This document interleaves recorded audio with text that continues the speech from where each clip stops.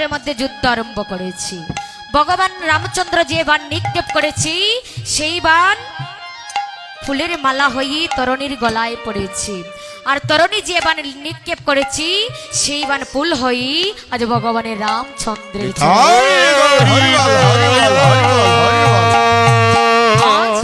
কেউ কাউকে পরাজিত করতে পারছে না। বলছে ওরে বিভীষণ, আমি এত এত রাক্ষসকে বধ করলাম, কই আমার তো এমন কষ্ট হয় না, কিন্তু এইটুকু বালক, আমি সেই বালককে কখনো পরাজিত করতে পারছি না। তুই বলো না আমি কেমন করি ওই বালককে আজ পরাজিত করিব। বিভীষণে কেঁদে কেঁদে বলছে, গৌরহরি,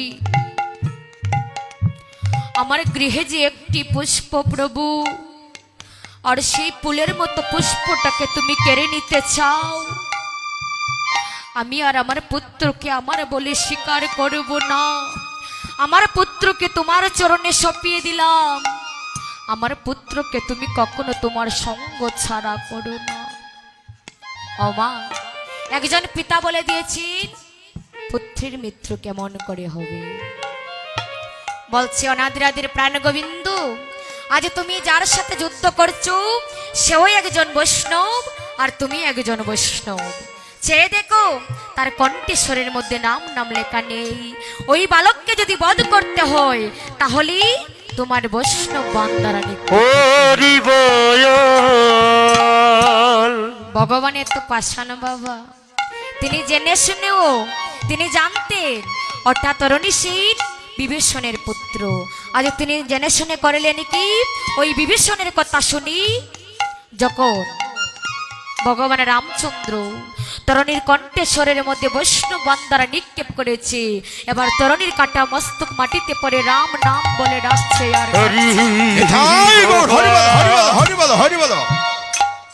এবার বিভীষণ আর নিজেকে ধরে রাখতে পারছেন না, তিনি কেঁদে কেঁদে দোলায় গড়াগড়ি যাচ্ছে। ভগবান বলছে, অরে বিভীষণ, এত এত রাক্ষসকে বধ করলাম, তুই তো এমন ভাবে কাঁদিসনি, কিন্তু এইটুকু বালককে বধ করতে না করতে তুই দোলায় গড়াগড়ি যাচ্ছিস। বলছে গৌরহরি, আজ তুমি যে বালককে নিক্ষেপ করেছো সেই বালক যে অন্য কারণ নয় প্রভু, সেই বালক হচ্ছে আমার একমাত্র তরণী সেন। আর আমার গৃহে যে একটি পুষ্প ছিল, আর সেই ফুলের মতো পুষ্পটাকে তুমি আমার কাছ থেকে কেড়ে নিয়েছো, তাতে কোনো দুঃখ নাই, কষ্ট নাই।